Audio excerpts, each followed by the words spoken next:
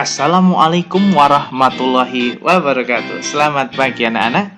Jumpa lagi dengan Pak Angga. Kali ini kita akan belajar bersama-sama materi tema ketiga tentang makanan sehat. Subtema kedua, pembelajaran keempat. Muatan atau materi yang akan kita pelajari pada hari ini yaitu muatan IPS tentang interaksi manusia dengan lingkungan, muatan PPKN tentang keragaman sosial budaya masyarakat, dan muatan bahasa Indonesia tentang analisis iklan. Anak-anak, masih ingatkah kalian dengan gambar di samping? Ya, ini adalah gambar pada pembelajaran sebelumnya, yaitu tentang aktivitas di pasar. Terlihat di situ banyak orang yang ada di pasar itu. Mereka semuanya saling bekerja sama satu sama lain. Ya, mengapa sih mereka itu saling bekerja sama?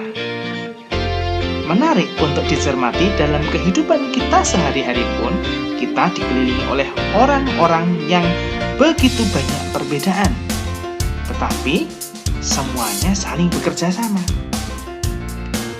Nah, berikut ini adalah alasan manusia saling bekerja sama.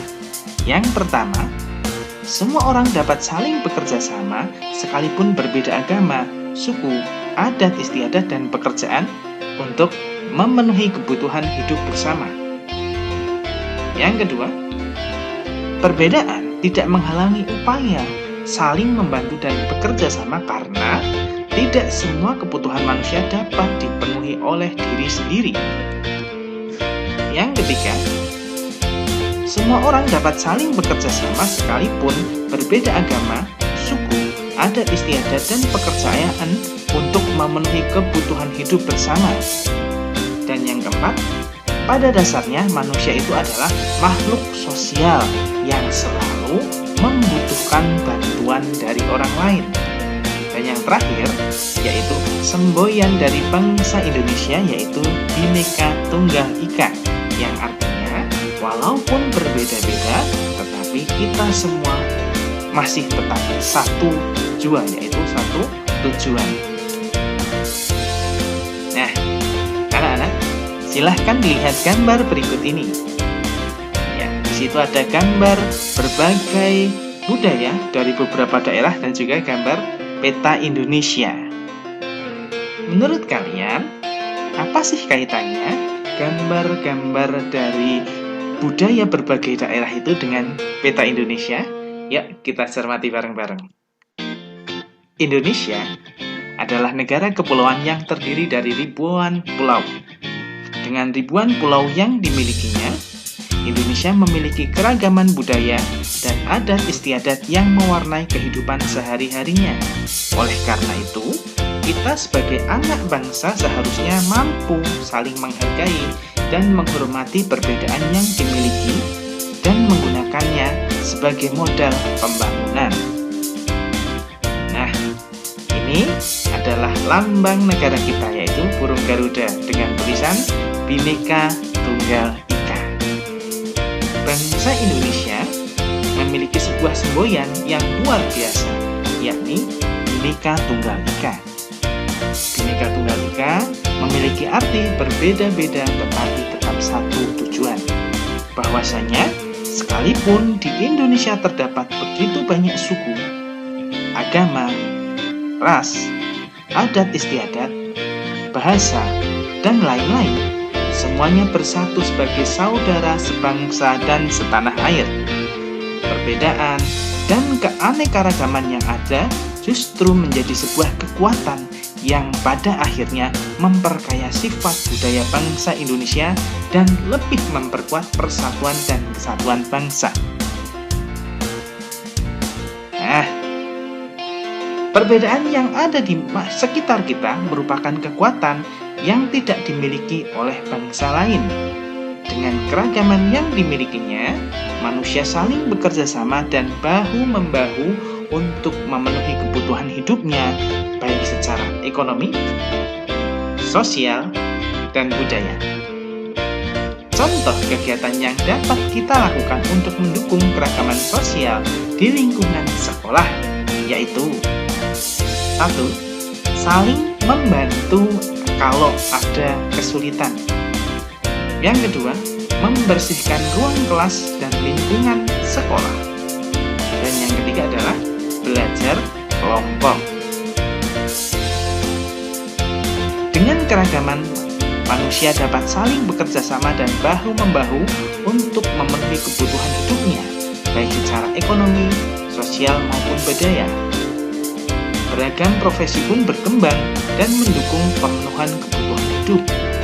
Bahasa Indonesia yang dipergunakan juga merupakan satu contoh hal yang menjembatani perbedaan sosial budaya yang terdapat dalam masyarakat Indonesia.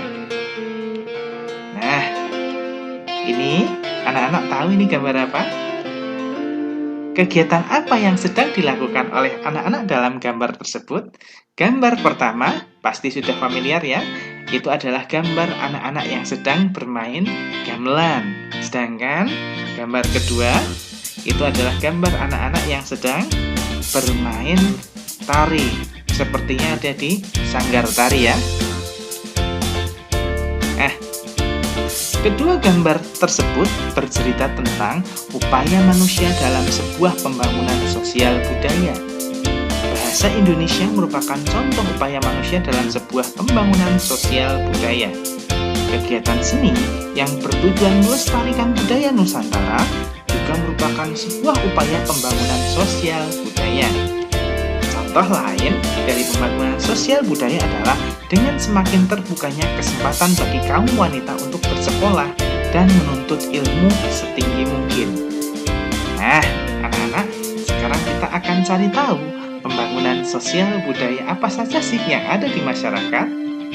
Ya, contoh pembangunan sosial budaya yang ada di masyarakat yaitu pelestarian budaya daerah di lingkungan masyarakat, seperti sanggar tari, kesenian tradisional, dan lain-lain. Kemudian, perayaan upacara-upacara adat di masyarakat. Kalau di dalam masyarakat kita mungkin akan mengenal yang namanya sekaten. Kemudian ada yang namanya nyadran dan sebagainya.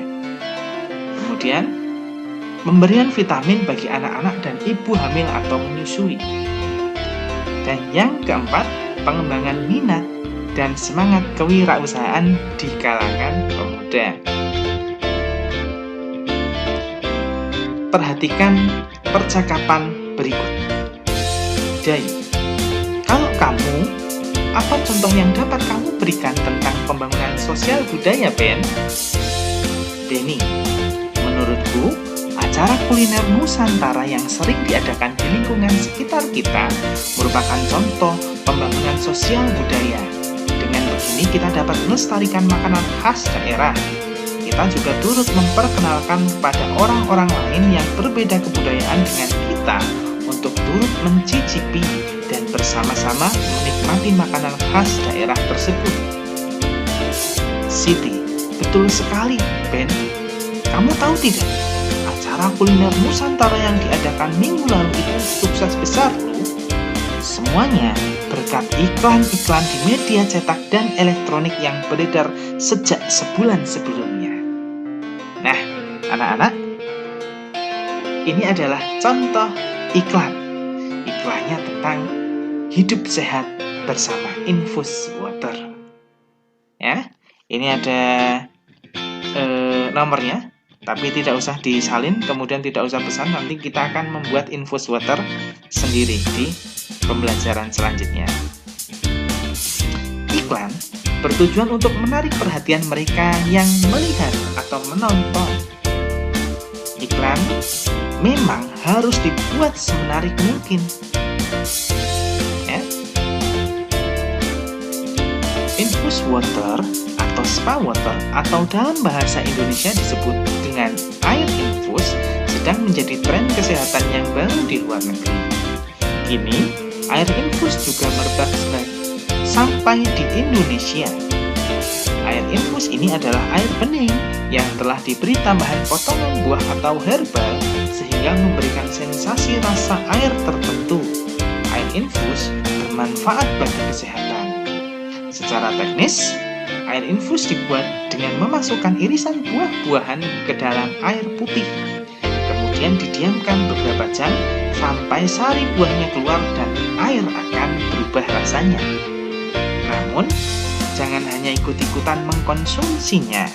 Kenali dahulu manfaat dari bahan-bahan yang dimasukkan ke dalam air dalam botol tersebut. Dengan mengenali manfaat dari bahan-bahan yang digunakan, kita dapat memperoleh lebih banyak manfaat yang sesuai dengan kebutuhan tubuh kita. Beberapa jenis buah yang sering digunakan untuk infus water atau air infus ini yaitu buah stroberi, kiwi, lemon, jeruk, mangga, nanas, apel, dan belimbing. Nah, sekarang kalian akan mencoba membuat infus water di rumah ya. Gunakan bahan-bahan yang ada di rumah dari yang tadi Pak Angga sebutkan. Kalian bisa memilih buah-buahan yang ada di rumah ya. Ini contoh bahan yang digunakan adalah jeruk nipis atau jeruk lemon ya. Bahan-bahannya yang di buku kalian yaitu 1,5 sendok makan perasan jeruk nipis, setengah jeruk lemon yang diperas, setengah timun diiris-iris, 4 lembar daun mint bila ada, setengah liter air putih. Cara membuatnya sangat mudah. Jeruk nipisnya diperas, kemudian sisihkan sebanyak 1,5 sendok makan. Jeruk lemon dibelah jadi 2 dan diperas. Masukkan semua bahan ke dalam botol kaca berukuran 1 liter. Ya, botolnya juga menyesuaikan, tidak harus pakai botol kaca ya nak ya. Kemudian tutup rapat dan diamkan dalam lemari pendingin semalaman. Kemudian setelah selesai, sudah semalaman, baru kalian konsumsi keesokan harinya. Oke? Ini silahkan dibuat dulu. Nanti bahan-bahannya bisa mengambil buah-buahan yang ada di rumah, tidak harus menggunakan jeruk nipis. Kemudian, tugas untuk pembelajaran hari ini yaitu 1. Sebutkan alasan mengapa manusia harus bekerja sama. 2. Sebutkan 3 contoh pembangunan sosial budaya. Dan yang ketiga, sebutkan 3 contoh kegiatan yang mendukung keragaman sosial di lingkungan sekolah. Oke? Jangan lupa, selain tugas ini, kalian harus mencatat hal-hal penting atau informasi penting pada pembelajaran hari ini di buku tulis kalian. Oke? Pak Angga akhiri anak-anak, selamat belajar, selamat mengerjakan tugas. Wassalamualaikum warahmatullahi wabarakatuh. Sampai jumpa.